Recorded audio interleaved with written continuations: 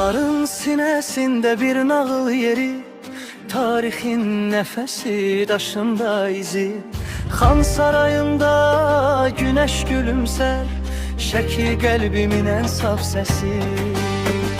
Şeki şeki güzel Şeki, İpek yolunun incisi. Dağlar koynunda bir cennet, Azerbaycan'ın sevgisi, Azerbaycan'ın sevgisi.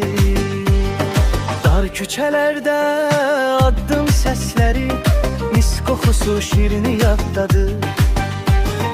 Havanın şirin hatiresi, gönlüme hopan bu şehir adı. Şeki şeki aziz Şeki, sazın sözün ünvanı. Tarihle bugün neler, gururumuzun dastanı, gururumuzun dastanı. Kiş çayı akar sakitçe, daşlara sir pıçıldar. Bu torpaqda doğulan her ürək Şekini ömür boyu sever.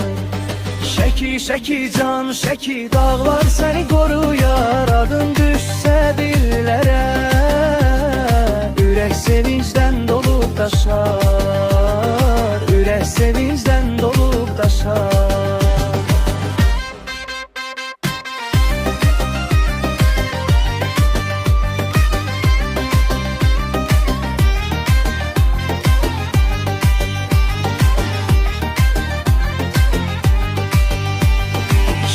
Şeki can Şeki, dağlar seni koruyar. Adın düşse dillere,